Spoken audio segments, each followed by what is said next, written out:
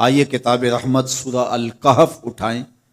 اللہ تعالیٰ نے ایک واقعہ بیان کیا ہے حضرت موسیٰ اور حضرت خضر علیہ السلام کا، کہ حضرت موسیٰ علیہ السلام عزم مصمم کر کے جب چلے تو اللہ فرماتا ہے کہ ہم نے حضرت موسیٰ علیہ السلام کو جس بندے کی نشانی بتائی تھی وہ بندہ ان کو وہاں مل گیا۔ سفید چادر اوڑے حضرت خضر علیہ السلام وہاں لیٹے ہوئے تھے، تو یہ جا کے ان کے پاس کھڑے ہو گئے کہ حضرت میں آپ کی خدمت میں اس لیے آیا ہوں کہ اللہ نے آپ کو جو خصوصی علم عطا کیے ہیں میں ان کو سیکھنے کی غرض سے آپ کی چوکھٹ پہ آیا ہوں۔ کہا تم میرے ساتھ صبر نہیں کر پاؤ گے، معاملے مشکل ہیں، سفر دشوار ہے، منزل کٹھن ہے، اور میرے معاملات ایسے ہیں کہ تم اعتراض کرو گے اس کے بغیر تم رہ نہیں سکتے۔ حضرت موسیٰ علیہ السلام نے کہا اگر اللہ نے چاہا تو آپ دیکھیں گے میں صبر کروں گا اور آپ کے کسی حکم کی کسی کام کی میں نافرمانی نہیں کروں گا، کسی کام کا انکار نہیں کروں گا۔ کہا کہ اچھا شرط یہ ہے کہ جو میں کروں اس پر تم اعتراض نہیں کرو گے، سوال نہیں کرو گے، یہاں تک کہ میں خود ہی نہ بتاؤں۔ تو کہا کہ یہ شرط ٹھہری، میں کوئی بات نہیں کروں گا۔ فانطلقا، دونوں چل پڑے، دریا کے پار جانا تھا۔ جو کشتی کا مالک تھا، کشتی بان تھا، وہ حضرت خضر علیہ السلام کو جانتا تھا تو اس نے کرایہ بھی نہیں لیا، لیکن جب کشتی پر سوار ہوئے تو عصا مار کے حضرت خضر علیہ السلام نے کشتی کا ایک پھٹا توڑ دیا۔ تو بے ساختہ حضرت موسیٰ علیہ السلام نے کہا آپ نے پھٹا توڑ دیا، یہ سارے ڈوب جائیں؟ کہا میں نے کہا تھا نا تم میرے کاموں پہ صبر نہیں کر پاؤ گے۔ تو حضرت موسیٰ کو یاد آیا، کہا میں بھول گیا تھا، اس پر مؤاخذہ نہ کیجیے۔ پھر دونوں چل پڑے، بچے کھیل رہے تھے، ایک خوبصورت لڑکا وہ بھی بچوں میں کھیل رہا تھا۔ حضرت خضر آگے بڑھے اور اس کی گردن مروڑ دی، اس کو قتل کر دیا۔ صاحب شریعت تھے حضرت موسیٰ علیہ السلام، نہ رہ سکے، پھر بول پڑے ایک جان کو بغیر کسی جان کے بدلے میں قتل کر دیا، اس نے گوایا کیا تھا ہمارا؟ آپ نے بہت ہی جو ہے وہ غلط کام کیا، یہ کام اچھا نہیں کیا آپ نے۔ کہا میں نے کہا نہیں تھا کہ تم میرے ساتھ صبر نہیں کر پاؤ گے۔ کہا ایک موقع اور دے دیجئے، اب اگر میں نے کوئی اعتراض اٹھایا تو پھر دوبارہ مجھے آپ اپنی صحبت میں نہ رکھیے، عذر تمام ہو جائے گا۔ پھر دونوں چل پڑے، یہاں تک کہ ایک بستی میں دونوں آئے تو آپ نے بستی والوں سے کہا کہ ہم مہمان ہیں، آپ ہماری مہمان نوازی کیجیے، کھانا کھلائیے۔ تو انہوں نے انکار کر دیا، کہا کہ ہم تو آپ کو بلایا نہیں ہے، آپ خود آئے ہیں، آپ اپنے کھانے کا خود انتظام کیجیے۔ گزر رہے تھے گلی سے تو ایک دیوار گرنا چاہ رہی تھی، تو جلدی سے اس دیوار کو مرمت کر دیا۔ کہا حضرت ہم اگر چاہتے تو اس پہ اجر لے سکتے تھے، انہوں نے ہمیں کھانا تک نہیں دیا اور ہم ان کی دیواریں سیدھی کر رہے ہیں۔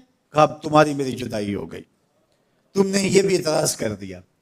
تو انہیں یاد آیا کہ وہ یہ بھی اعتراض ہو گیا، اب میں تمہیں بتاتا ہوں کہ یہ 3 کام میں نے کیوں کیے۔ اللہ اکبر۔ اب سنیے، قرآن ہمیں بتاتا ہے کہ ظاہری علم بھی ہوتا ہے لیکن کوئی باطنی علم بھی ہوتا ہے۔ کہا وہ پہلی بات کشتی والی سنو، یہ 2 مسکین بچوں کی کشتی تھی، ان کے گھر کا چولہا اس کی کمائی سے جلتا تھا۔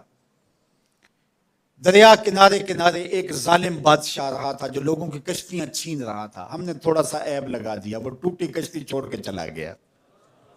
اب وہ تھوڑے سے پیسے لگا کے کشتی مرمت کرا لیں گے، گھر کا چولہا جلتا رہے گا، بتاؤ اچھا کیا یا برا کیا؟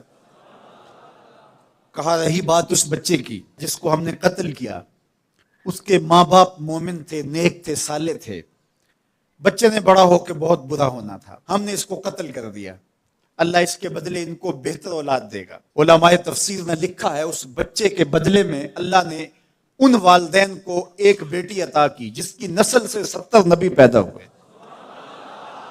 دیوار کی کہانی بھی سن لیجئے، یہ شہر کے 2 یتیم بچوں کی دیوار تھی اور اس کے نیچے ان کا خزانہ تھا اور ان کا باپ بڑا نیک تھا۔ خزانہ دیوار کے نیچے ہے، دیوار گرنا چاہ رہی ہے، کسی معمولی دھکے سے گر جاتی۔ 2 ہی صورتیں تھیں، یا وہ بچے خود اپنا خزانہ اٹھا لیتے یا لوگ اٹھا کے لے جاتے۔ لوگ اٹھا کے لے جاتے پھر بھی ہاتھ میں کچھ نہ آیا، اور اگر وہ خود اٹھا لیتے تو بچے ہیں، بچپنے کی وجہ سے وہ اس کو اڑا دیتے۔ تو ہم نے اس کے اوپر دیوار کھڑی کر دی، جب تک وہ اس قابل نہیں ہو جاتے کہ یہ خزانہ نکال کے اس کو صحیح مصرف پہ لگا سکیں، اتنی دیر تک دیوار گرے گی نہیں۔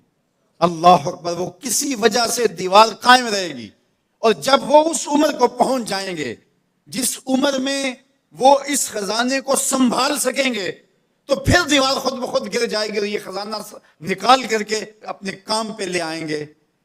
میں جب پہلی مرتبہ اس کو جو ہے وہ غور کے ساتھ تلاوت کیا تو مجھے یہ لگا کہ اس کا انطباق پاکستان کے حالات پہ بھی ہو سکتا ہے، اس لیے کہ یہ بھی یتیموں کا سرمایہ ہے۔ کتنے یتیم روتے بلکتے رہ گئے اور ان کے سر سے جو ہے وہ سائے اٹھ گئے اس وطن کے لیے، لیکن میرے مالک نے اس ملک کے خزانوں پر گہرے پہاڑ اور بڑی بڑی دیواریں کھڑی کر دی ہیں۔ جب تک یہ قوم بلوغت تک نہیں پہنچے گی اتنی دیر تک وہ خزانے ظاہر نہیں ہوں گے، اور جب یہ قوم اپنی بلوغت تک پہنچے گی، شعوری بلوغت، فکری بلوغت، علمی بلوغت، اور رب سے جو وعدہ کیا تھا پاکستان کا مطلب کیا، لا الہ الا اللہ، جب اس بلوغت تک یہ پہنچ جائے گی، اس وعدے کی تکمیل ہوگی، پھر رب دیوار ہٹا دے گا اور پاکستان کو اللہ اتنے خزانے دے گا اور پاکستان ایسا مالا مال ہوگا دنیا دیکھنے آئے گی انشاءاللہ۔ اس لیے رب نے دیواریں بنا کے رکھی۔ تمہارا باپ معین الدین چشتی بڑا نیک تھا، تمہارا باپ داتا گنج بخش علی حجویری بڑا نیک تھا، تمہارا باپ حضرت مجدد الف ثانی بڑا نیک تھا، ان کی وجہ سے میں دیواریں کھڑی کر رہا ہوں اور مضبوط حصار لگا رہا ہوں تمہارے خزانوں پر، اور وہ وقت آئے گا جب تم بلوغت کی عمر کو پہنچو گے دیواریں ہٹ جائے گی اور تمہارا وطن زمانے پہ مہکتے پھول کی طرح اور چمکتے ستاروں کی طرح اور روشن آفتاب کی طرح چمکتا اور مہکتا دکھائی دے گا، اور زمانہ پاکستان دیکھنے آئے گا، پاکستان دنیا کی قیادت کرے گا انشاءاللہ۔ تو کہا یہ تعویل ہے ان باتوں کی جو باتیں میرے رب نے مجھے بتائی، اور یہ میں نے اپنی مرضی سے نہیں کہی، اور جو میں نے کیا اپنی مرضی سے نہیں کیا۔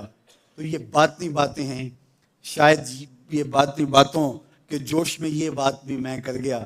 وہ کیا کسی نے کہا تھا کہ بھری محفل میں ایک راز کی بات کہہ دی، بڑا بے ادب ہوں